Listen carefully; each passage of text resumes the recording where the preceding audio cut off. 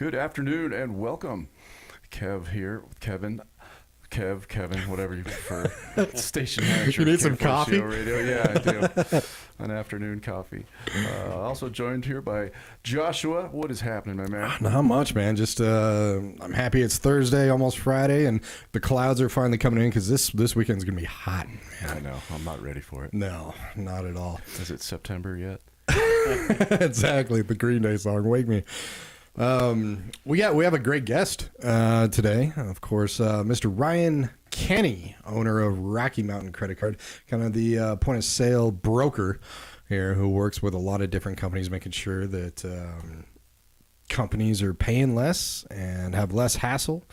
And you can go to RockyMountainCreditCard.com and call them at 303-875-0621. Ryan, how have you been, man? Hey, pretty good, thanks. I could go by Ryan, Rye, Rye. Kenny, whatever you want to. Damn it, Kenny. We'll go with that. I love South Park. You just got back from beautiful weather in South Carolina, so some seafood and everything, right? Yeah, definitely a lot of seafood. Funny enough, they had quite a bit of rain, just like we've had lately as well. So, but still beautiful. Always good to get a change of pace every once in a while. A lot of humidity. Oh yeah. Oh yeah, I love the dryness here. Well, let's for the listeners that are tell us real quick. So you work with a lot of point of sale systems. What are the different types kind of point of sale systems out there? Because you work with about a dozen, correct? Right, I work with about a dozen different technology companies and processors. So what I tell people is I'm a consultant for POS systems and credit card processing. So I've got just your generic standalone credit card terminals, and that's more for somebody who either doesn't want to use a point of sale system and just wants to be able to accept credit cards, or a lot of times the processor or the POS system that they use is all inclusive and doesn't let anyone come in. So a lot of the times they just want something on the side to accept credit cards. I have generic type systems, or I shouldn't say generic, but just kind of jack of all trades type system, like a Clover device, which works for retail, works for restaurants, works for any industry that accepts at the door. I've got industry specific ones such as like SkyTab, which works predominantly for hospitality and restaurants. There's GiveHub that's exclusive for nonprofits and such, and like churches, where everything that they do revolves around nonprofits. So and there's many others. So just instead of most companies where if you talk to somebody who's working with a POS company or does credit card processing, in most cases they offer one solution. And when I started this about 20 years ago, I wanted to give merchants more options, see what else is out there, and instead of just telling them, hey, use this system because it's the only one I offer, actually, be like, oh, I see you do this. I've got a great solution for this. Or, hey, you're looking for a few options. Here's the different companies, and now it's your choice what you want to use. So really anything from like a one-person shop to a big, I don't know, franchise or chain thing. And point of sale systems, I was curious about. It's not just about debit cards and credit cards, because they offer a lot of other stuff inside of it, like, keeping track of inventory, analytics, matrix, stuff like that, right? Yeah, you got it. When they first, I mean, they've been around since the 80s, but back before about, I would say, 10 plus years ago, only the big box stores had them, like Chili's or Macy's or something like that. But technology has changed quite a bit, especially in the last 10 years. So there's been a lot of other companies that come, and just like what you said, they look to do it all. Yeah, we can do credit cards and accept that, but how about employee management? How about, like you said, inventory, loyalty programs, gift cards, Even now AI is getting into it where it does business analytics on a lot of your sales and different trends and all of that. So you really try to make it to where it's really like your business in a box as far as it goes.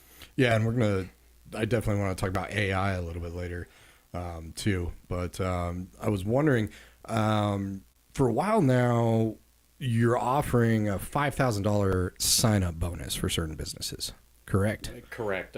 That's the offering from Shift4. Shift4 has been in the processing world since the 90s, and they handle a lot of casinos, arenas, and stadiums. And about 5 years ago, they started from scratch hospitality, a restaurant and bar solution specifically for that genre. And so that's SkyTab POS.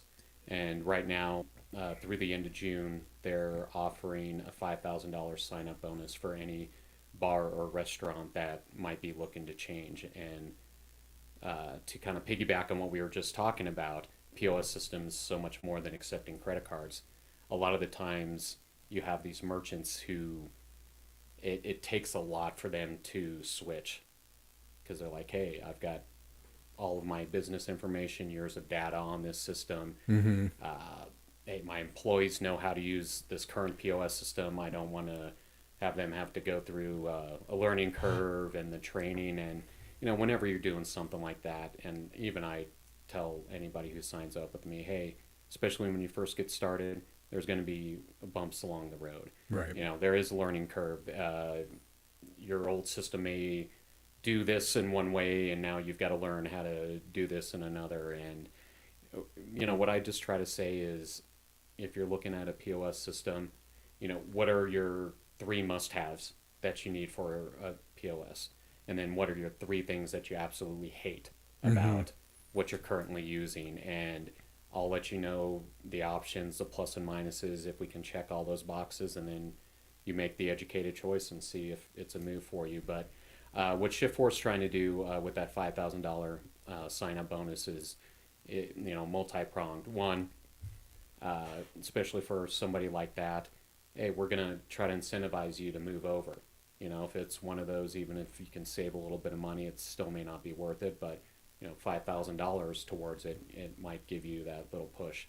Or a company that might be in an old system that spent tens of thousands of dollars on it, they don't want to have to spend any more money. So doing that 5,000, might give them enough to where they decide to do it. And the other nice thing about this setup is Shift4 has always been very pro small and medium sized business and saving them money. So another great deal about this offer is there's no cost up front for the merchants. So as much hardware as they need. So the 15-inch standalone POS system, the handheld devices, kitchen display system, anything like that, all has no cost. And pretty much with any other restaurant and bar solution out there, in most cases, each of those are $2,000 a piece.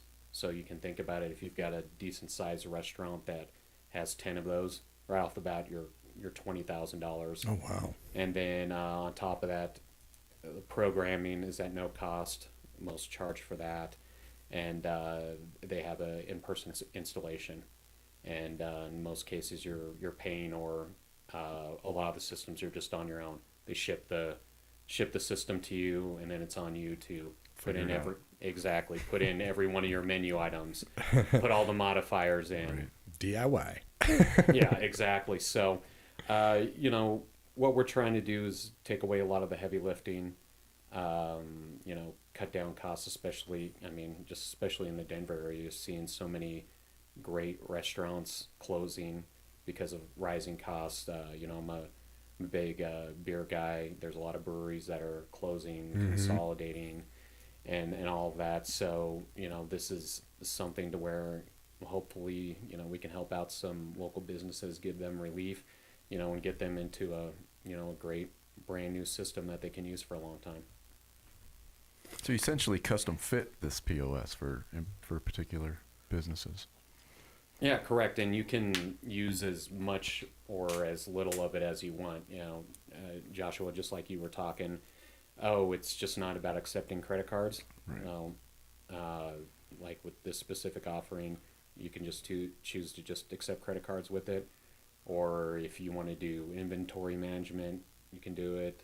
Loyalty and marketing's in there, gift cards, and basically on the Lighthouse system, which is their back of the house, you can go in each one of those, choose to add it if you want, or choose not to have it. But once again, the other nice thing is there's no additional cost to any of those services. With many of the companies, if you want gift and loyalty, we're going to charge you an extra $50 or $75 a month. If you want gift cards, you got to pay to integrate it. There's none of that with this system, and it's got a lot of third-party integrations, such as DoorDash, Uber Eats, 7 Shifts, which is just a management system, Restaurant 365, and they'll put in all those integrations, and there's no additional cost, of course, other than what that company's charging for their services. Right. DoorDash is huge, and Uber Eats and all that stuff right now. It's for me, it's amazing how much it costs, though.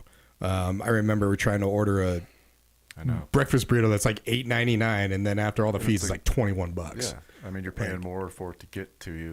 Exactly. Than your meal. Well, and another dirty little secret about that industry is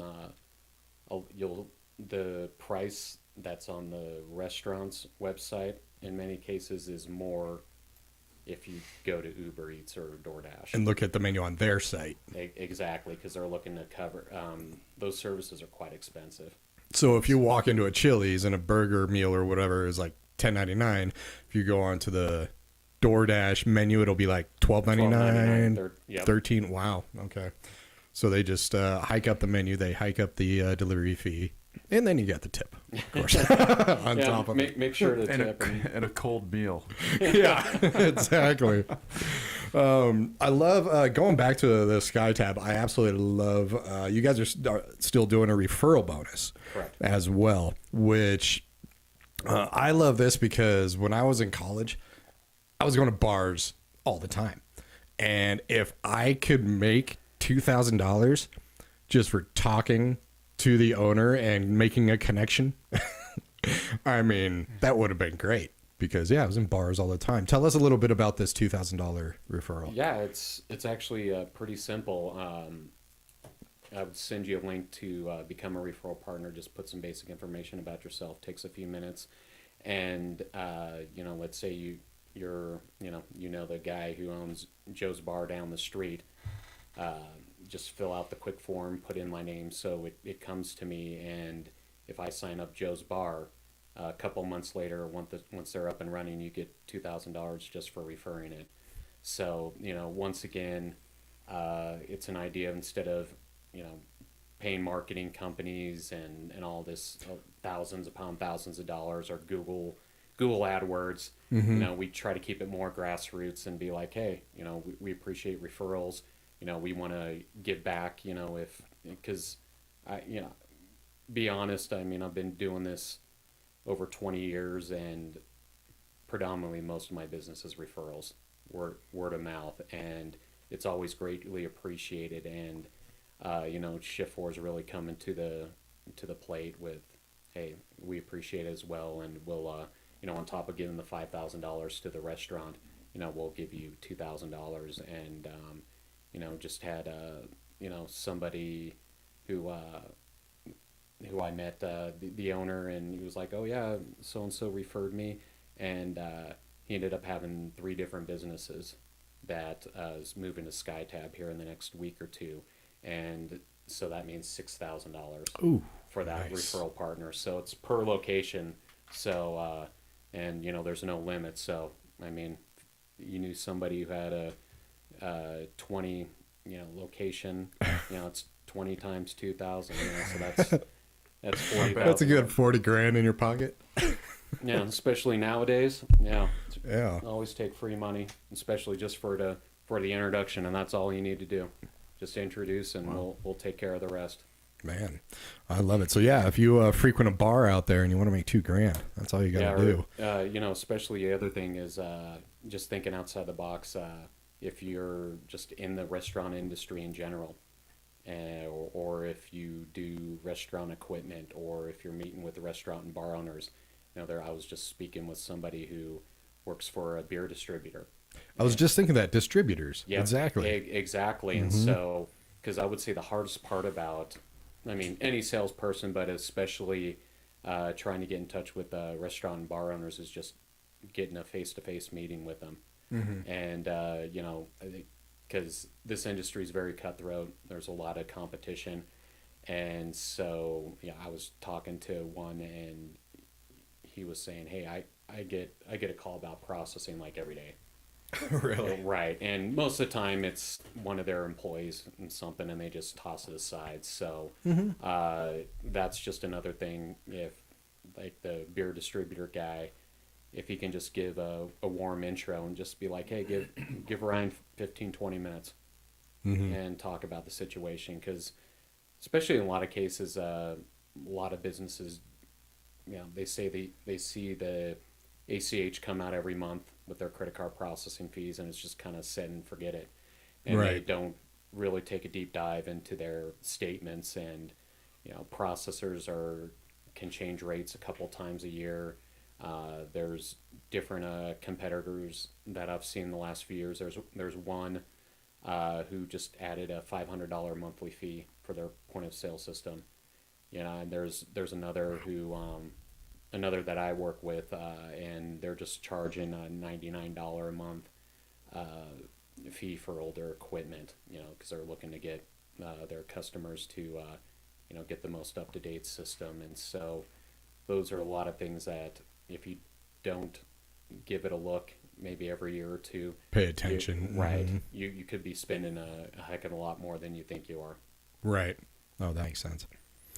How hard is it to switch systems? I mean, you said, and I'd be sure that a lot of companies just like, I've had this for 2 years. I don't want to, do anything to switch. We're running fine, even if they're saving money. I mean, is it a pretty easy process? In training, they wouldn't go through it unless it's easier. Right. I mean, that's the whole point. Why would a company switch to a different company if it wasn't easier for their employees? Correct. So, I mean, how difficult is it to switch?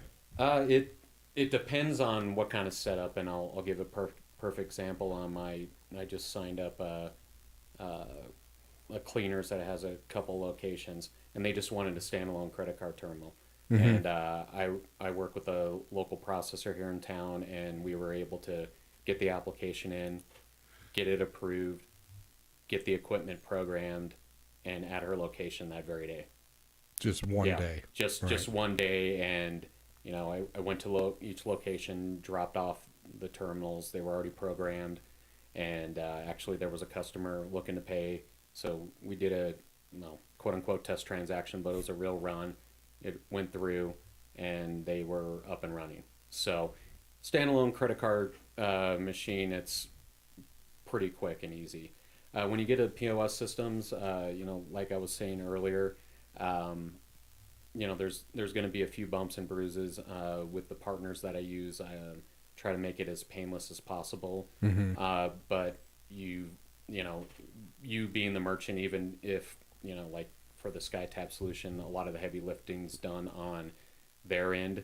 You've also got to be a part of it, Right. as well. You've got to make sure to get all the necessary info, such as the menu to the processor. If they have any questions and such, do it. And just also what I always tell them is dig around in the back of the house before you get the system. Just kind of play around with it. See what the different options and services are, and just we'll try to help you out along the way and try to make it as seamless as possible. So long story short, it just kind of depends on what your setup's going to be. But the nice thing about working not only with the companies that I do, but working with myself in most cases, once the sales rep signs you up, that's pretty much the last time you'll hear from them. They just pass it off to the whoever the company is. They're just like contact their customer support number. Correct. Just contact the 800 number, and Right. you can definitely do that with all the people that I work with as well. But it's nice to have that extra layer of support, especially here if you're in the Denver or the Colorado area. Just having a local contact. I say, hey, reach out to me if it's something simple. You don't have to go through the headaches of the 800 number. And just a lot of the times with any of these companies, I know how they work, and I just want to make their experience the best and just try to help them out as much as possible. So if there's something I can take off their plate or just answer the question quickly and help them out, I'll do that. What different kind of options do the companies offer besides like credit and debit? You hear this all the time. I've never done it because I'm a card guy. I'm old fashioned guy. I mean, it's enough to. I carry cash on me. So, but like you have all these things from Google Pay to Apple Pay to PayPal to it's Venmo. All these things out there. One, to integrate these into the point of sale systems, how is that working, and is that basically going around? I just don't do it.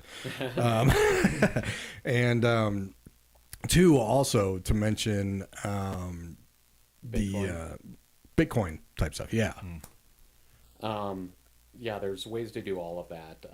In your normal processing setup, in most cases you should be set up with the 4 major card brands: Visa, MasterCard, Discover, and American Express. As of 2018, businesses should have a way to accept those smart chip cards, EMV. Yep.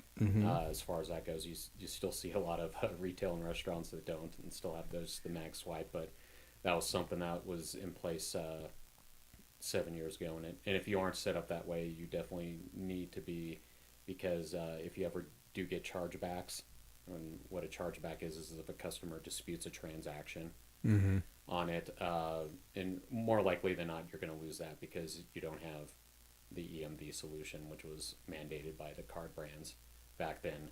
As far as like Google Pay and Apple Pay, once again, most companies in the retail world should have a reader that can read the wallet and accept that way. With PayPal, Venmo, you get into Bitcoin, may or may not be able to accept it. I have ways or companies that can do it, but it just, unless you're really feel there's a need to do that, jumping into Bitcoin, being able to have a way to do that, I think so. It's just not commonplace. Yeah, just not commonplace. Right. Gotcha. And then of course what's that, tap or whatever like that? Most of them do the tap now too, the right? tap to pay, and that's, you can do that with your EMV chip card or with your phone, or if you have like an Apple Watch, you can set it up for that, and it is a more secure way. The tap is? Right. Any of those where you're tapping or using a wallet, basically, when you make the payment, it spits out it's like a 36-digit or something code for that specific transaction, so it actually doesn't really use that specific 16 digit number. And just think of it this way, and the bad guys are always 5 steps ahead in this industry, but you can take like the front of a credit card that has your information, and then you could peel off the back and put in a stolen mag strip.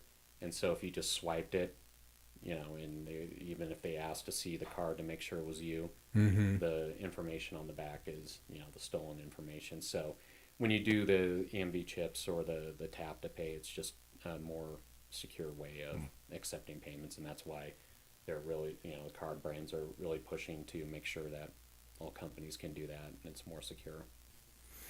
I was curious about that.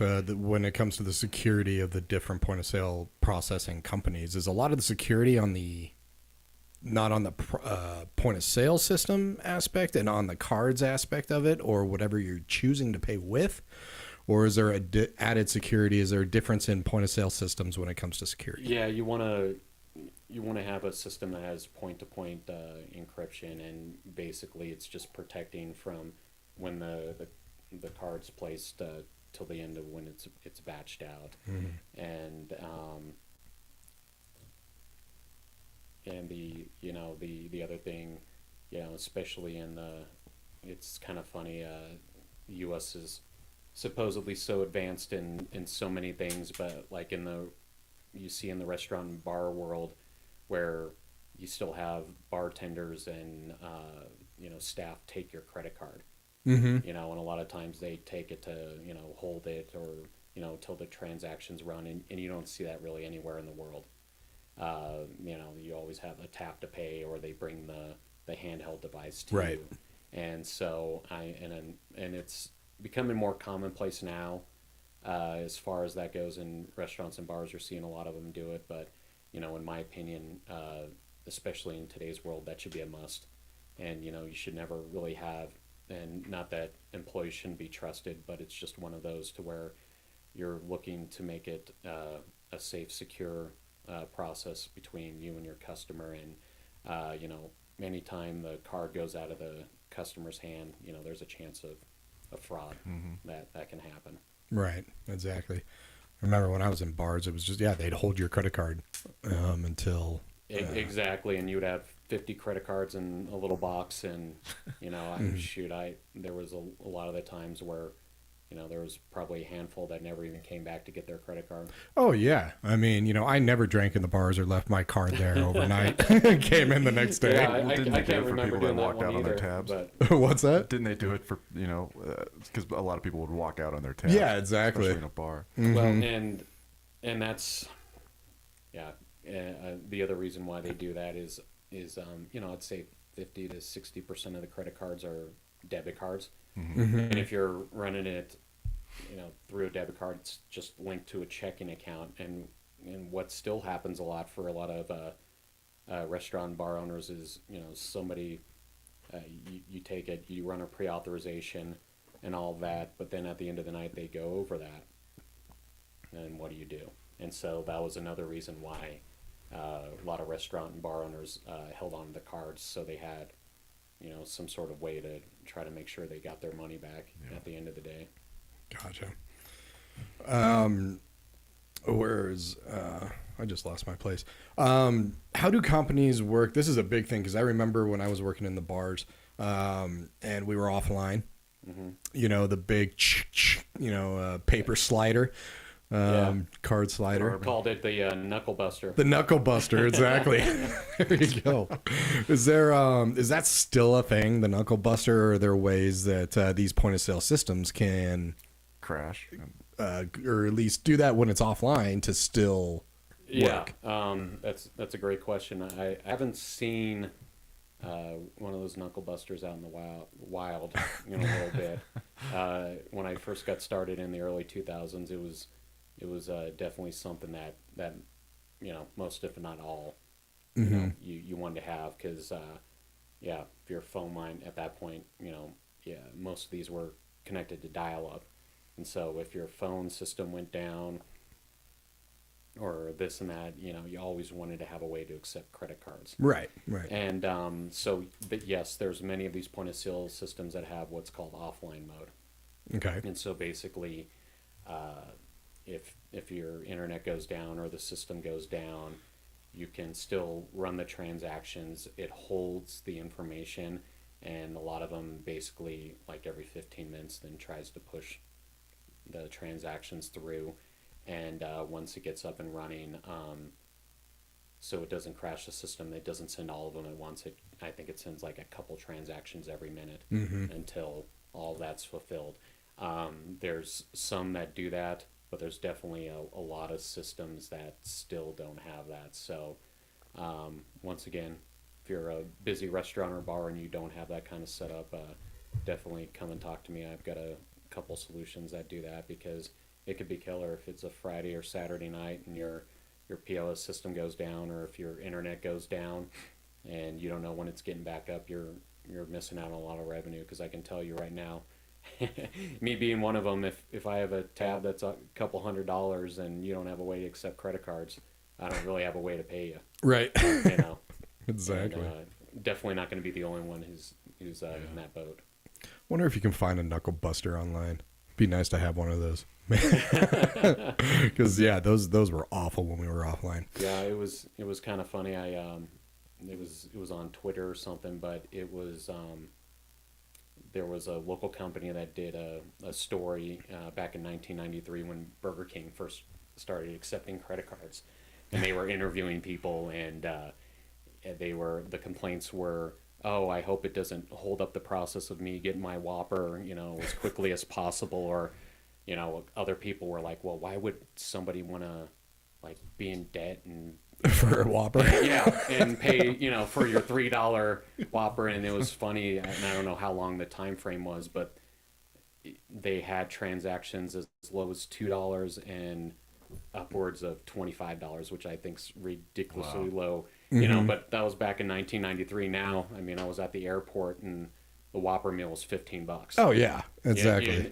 But the whole underlying factor was of this story was they were like, you know what, I don't think credit cards is going to be a mainstream deal, and this and that, and 30 years later, it's just, I mean, It's all people use. exactly, and it keeps going up and up, especially with most of the credit card companies now, they have some sort of rewards program tied to it, or something like that, so they're really incentivizing you to use credit as opposed to cash. Right, exactly. Do people pay? Is there more of fees when it comes to reward cards? Yeah, that's a great question. So under the card brands, you have what's called interchange, and if you get really bored one day and want to do some more research, you can just do Visa interchange or MasterCard interchange, and literally just under those two card brands, there's a couple hundred different types of cards. And your check and debit cards are going to be your least expensive, maybe at the end of the day, 0.25% out of interchange after all that. And then just like what you were asking, rewards cards, and like I said, this is pure cost that the card brands charge. Debit cards can range anywhere between 1.5 to around 2.2%. Business and corporate cards are going to be your most expensive,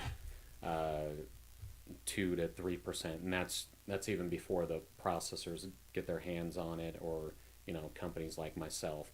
And so yeah, there's a varying difference, and it's one of those to where nothing's for free. And so the banks aren't giving you those rewards out of the kindness of their hearts. No? They're incentivizing you to use those cards, and but they're going to make sure to get their money back. So unfortunately, if you're a merchant, you're picking up those processing fees, and especially the last few years since COVID, there's been a lot of movement in our industry, new trends where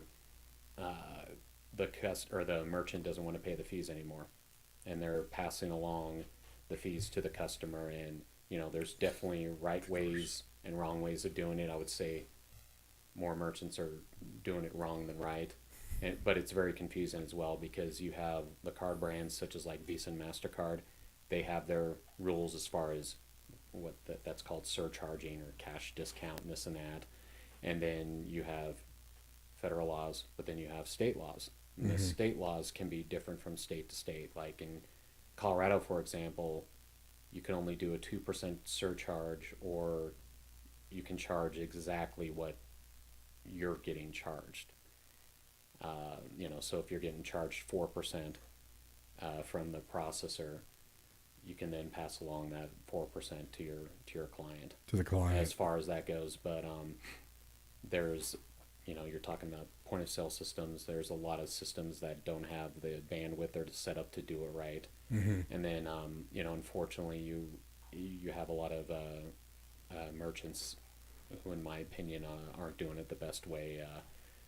Just tacking on fees after the fact. You don't even know until you get your credit card receipt, or just trying to pick up extra fees, keep in the back of the house happy fee, or pay my health care for my customers fee.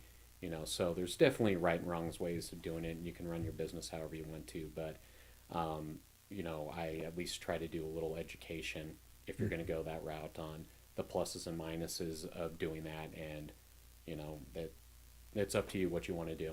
I'm Right. fine with you doing it, or you're not doing it, but at least I'll give you the information to where hopefully you're more educated on how it should work, and what the car brands see.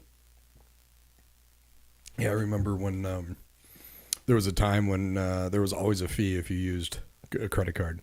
Free if it's debit card, but if you use a credit card, then you're going to be charged an additional fee on top of it. They kind of went away from that, or they just don't say it anymore. I would say. Well, and that's I mean it's technology is a good and bad thing, but I'd say one of the drawbacks about just handheld devices and such the quick way you're making a payment now is that you really a lot of the times don't even look at your tab or your ticket before you're paying, and then you get back home and it's like, that doesn't sound right. Yeah, you get a little sticker shock, and it's like, oh well, I didn't realize they already added in the tip, or they added 5% for this or that. So Right. if you do it, just be transparent about it.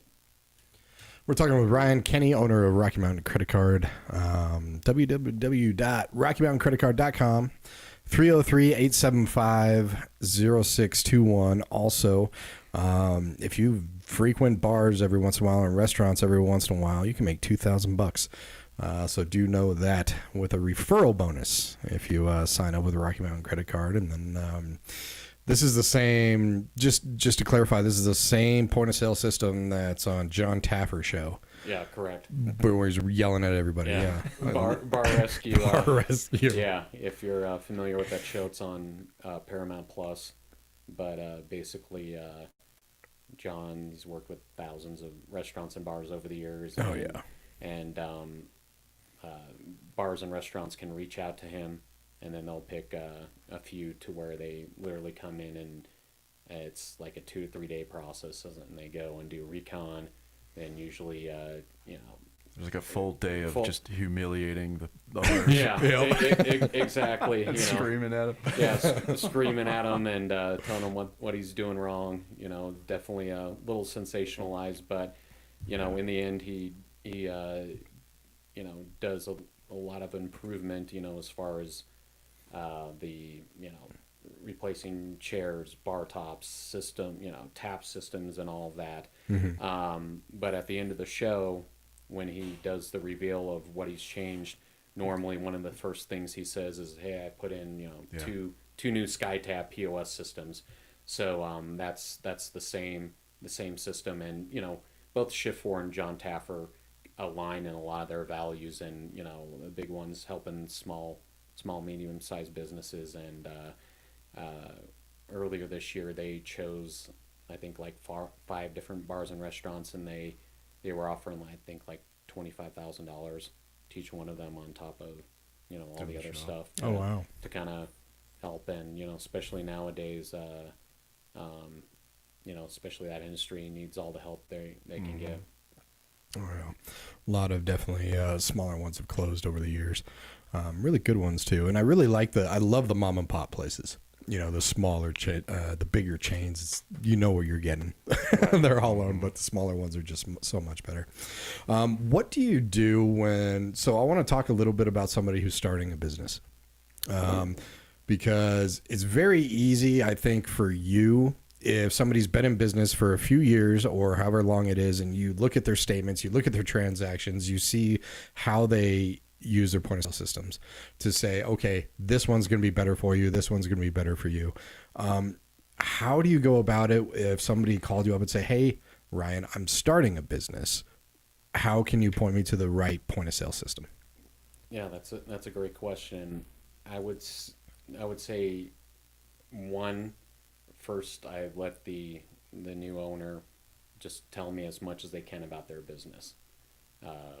What their goals are, how much they think they're going to be doing in sales, what they're looking to do or have out of their business as far as that goes. And once I hear that, one different type of systems will pop into my head, just depending on what they say and all that. And then I'll just go into, are you looking to have a full-blown point of sale system?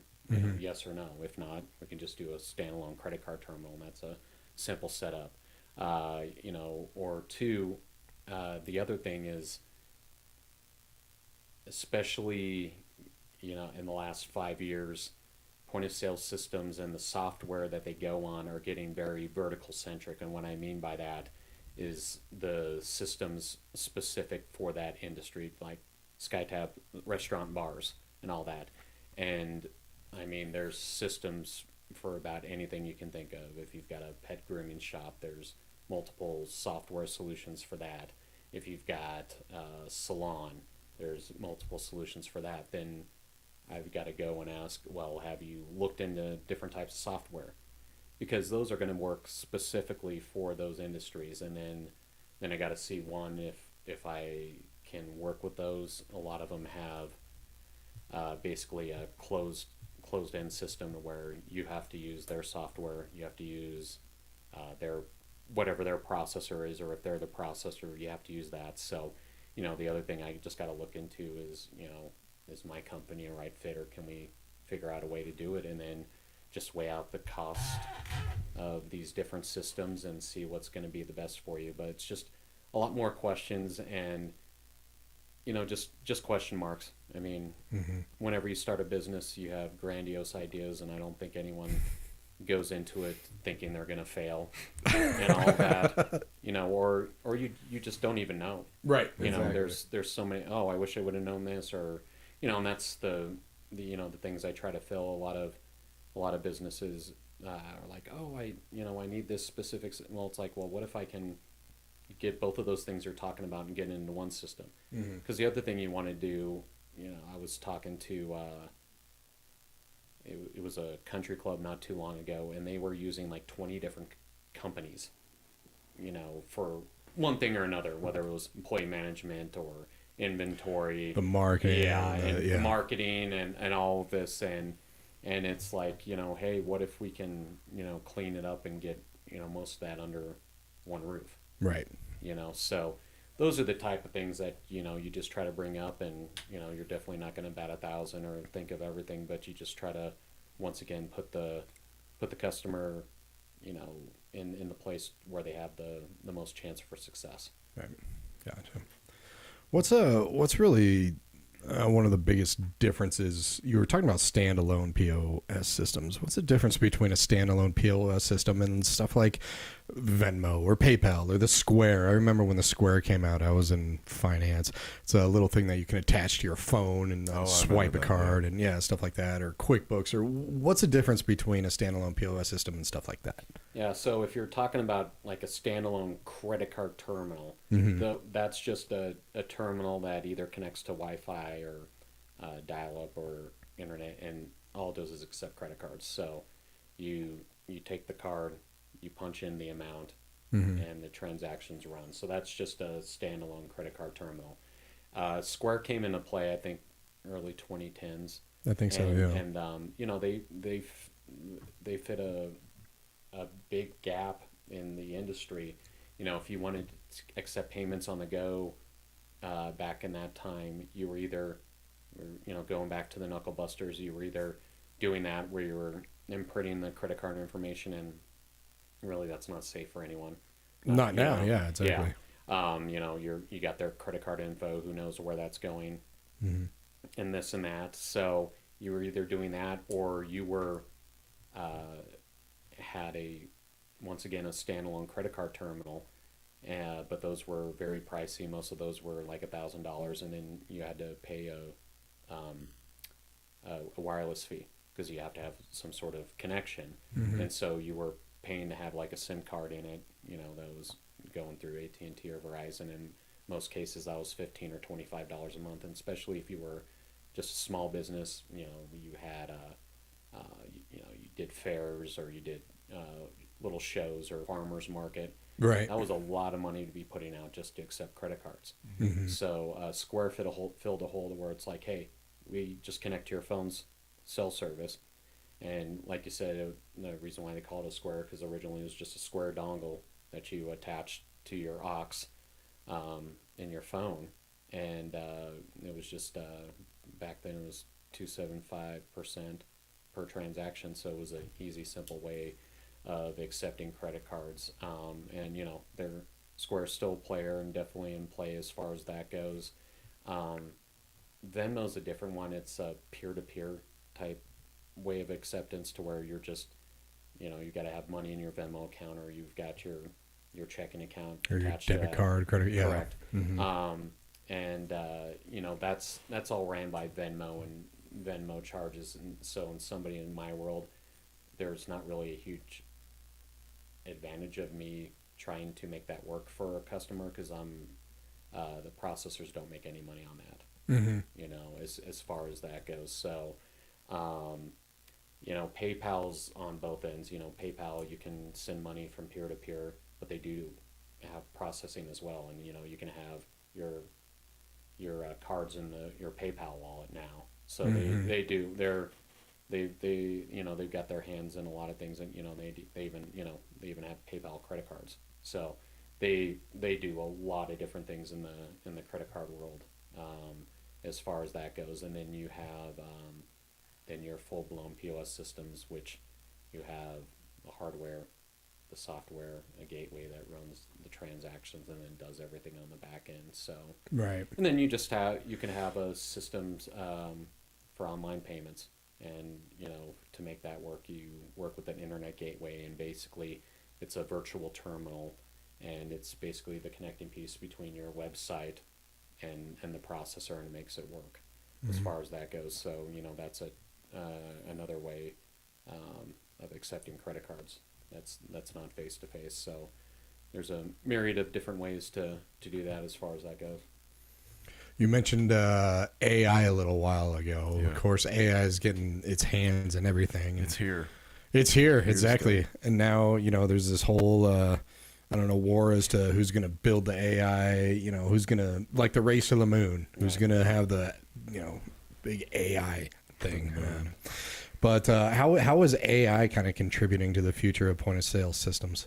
I would say AI is working in a few ways. I mean, not on the actual acceptance of the credit cards themselves, but as far as all the data that's being pulled from the point of sale system, you're just given business intelligence. It's just seeing trends that you're doing. Certain items that might be selling better than others and such, or things you might be running out on.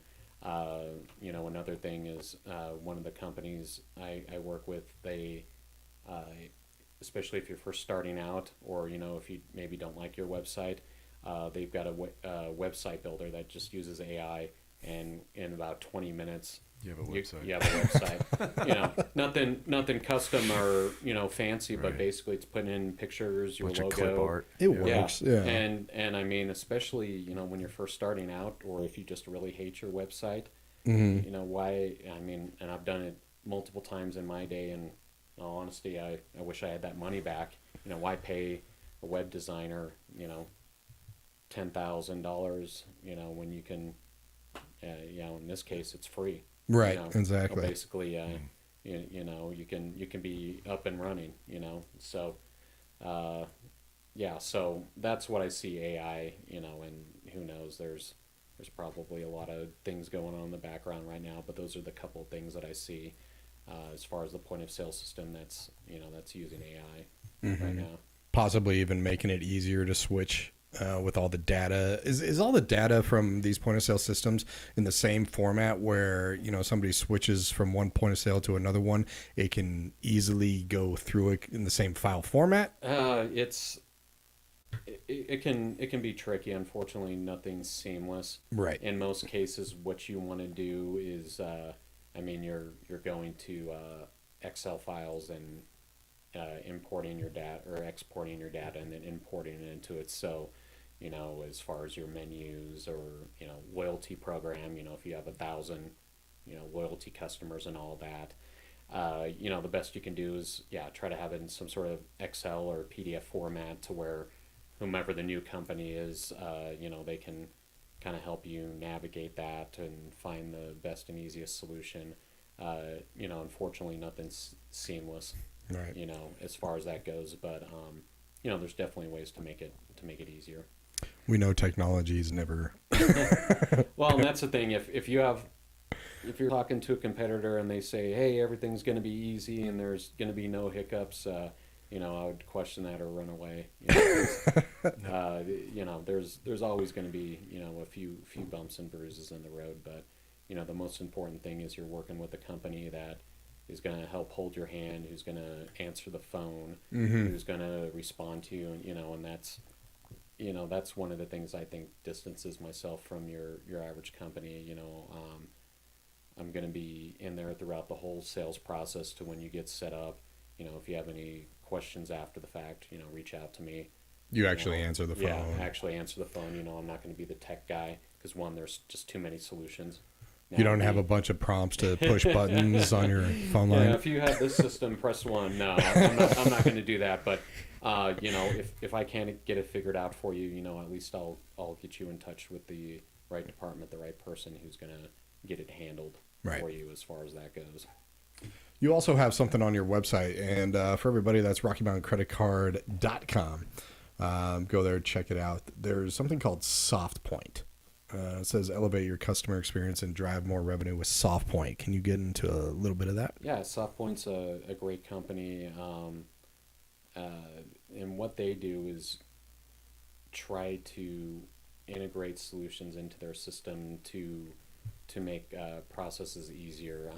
One of the solutions they have is integrations as far as older systems such as like Micros, POS, Squirrel, Aloha. There's a lot of these systems that were workhorses, and pretty much if you were a big hospitality or restaurant or hotel solution back in the day, you were using that.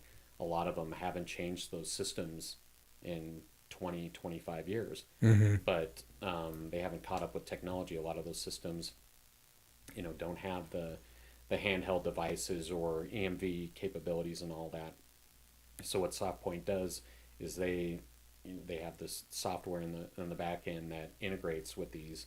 So where now, hey, if you don't want to get rid of your Micros or Aloha system, we've got the integrations to where you can get up to date and have now accept payments at the table or do EMV solutions. They're also doing like integrations to where if you wanted to have like a system where there was no people there and they could just use technology to see what they're ordering, you scan it yourselves, accept it, and do that. They also work with a company that has an automated beverage and beer solution, and there's actually a couple at Mile High. I was just going to mention that Mile High Stadium. Yeah. These automated. Yeah, and this one's really cool. Like, and SoftPoint handles a lot of the back end of it. It uses facial recognition, so it sees who you are. It checks your ID, of course, and then it gives you the option. Hey, if you want a double Tito's splash of cranberry juice, you hit that in, and then you put the cup out and it dispenses it. But I mean, it takes out having to pay your employees to do that. The other thing you see a lot in that industry is overpouring. And us as the consumers. That's why you go to certain bartenders, right? Because they overpour. Exactly. But with that type of solution, you never have an overpour. Right. Exactly. And it's consistent. Well, right, and it's a consistent product. But and even going back to Bar Rescue and John Taffer, a lot of the times he's got these different integrated solutions, which multiple ones are on the SkyTab system, but it measures that. Right. And so there's a lot of times where, like, over a 3-day weekend, they overpoured by $8,000 or $10,000. And I mean, you think that's just one weekend. So you do that over a year, that's hundreds of thousands of dollars.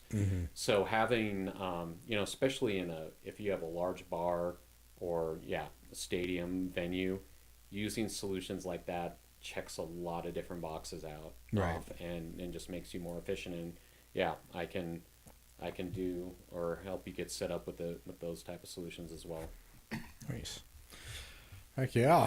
Well, Ryan Kenny, everybody, owner of Rocky Mountain Credit Card. Definitely check him out. He actually answers his phone, which is 303-875-0621. RockyMountainCreditCard.com. Thank you very much for coming in. Hey, Really appreciate it. Definitely. We're going to be turning it over to Kev. All right. Yeah. Kev on the radio coming up next, 2 p.m. All right. Take care, everybody.